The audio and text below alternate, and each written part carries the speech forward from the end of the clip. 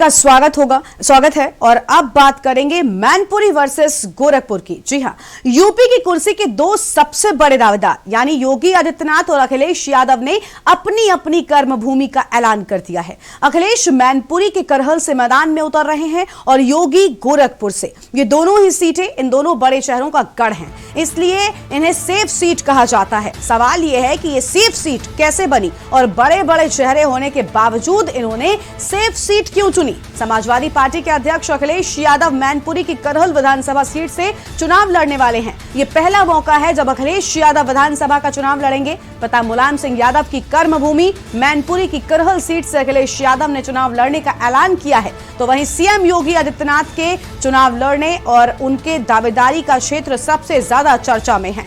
अयोध्या मथुरा से सीएम योगी के चुनाव के लड़ने की तमाम चर्चाओं के बाद बीजेपी हाईकमान ने उन्हें गोरखपुर शहर सीट से चुनाव लड़ाने का फैसला लिया है।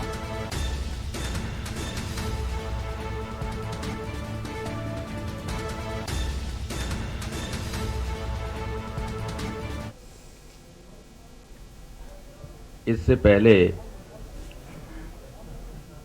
कि अध्यक्ष जी प्रेस वार्ता प्रेस के बंधुओं से शुरू करें, मैं एक पार्टी की तरफ से एक आधिकारिक घोषणा करना चाहता हूं कि हमारे राष्ट्रीय अध्यक्ष श्री अखिलेश यादव आगामी विधानसभा चुनाव में मैनपुरी जिले की करहल विधानसभा सीट से चुनाव लड़ेंगे और रिकॉर्ड तोड़ मतों से जीतकर विधानसभा में पहुंचेंगे।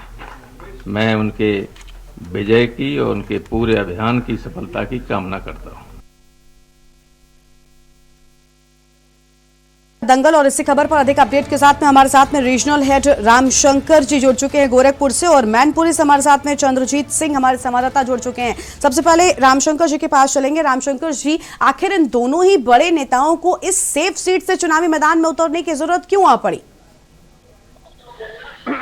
जी देखिए, सबसे पहले आपको बता दें, गोरखपुर योगी आदित्यनाथ की सीट मानी जाती है क्योंकि ये शहर विधानसभा है और यहाँ से वो खुद अपने प्रत्याशी को पिछले 4 बार से विधायक रखे हैं। ऐसे में अगर वो खुद इस सीट से लड़ेंगे तो निश्चित तौर से उनको यहाँ से जीत की सफलता मिलेगी। लेकिन एक बात और बता दें कि जिस तरह से सपा पत्ते खोलने शुरू की है, तो वहीं उपेंद्र शुक्ला जो कि बीजेपी में थे और साल 2018 में संसदीय उपचुनाव पे यहाँ से चुनाव लड़े थे बीजेपी से, और उनको जो है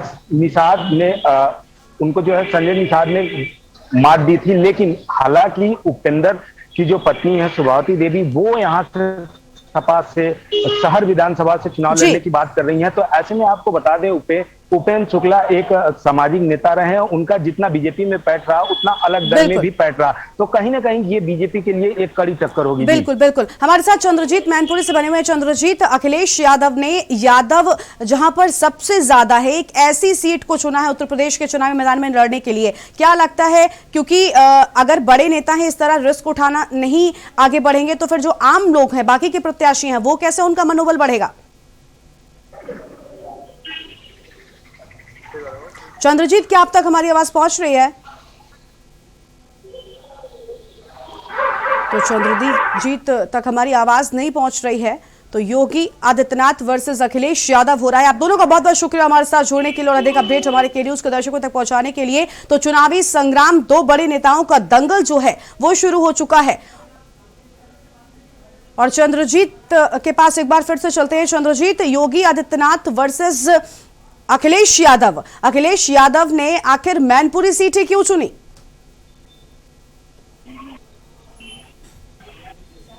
तो चंद्रजीत तक हमारी आवाज लगता है नहीं पहुंच पा रही है।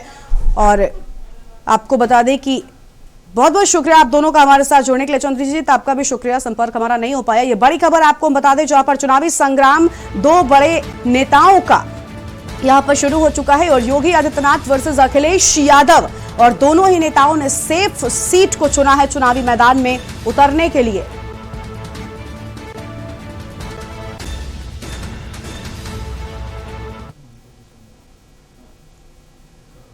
और फिलहाल इस बुलेटिन में इतना ही। तमाम बड़ी खबरों के लिए आप बने रहिए के न्यूज इंडिया के साथ। नमस्कार। आप देख रहे हैं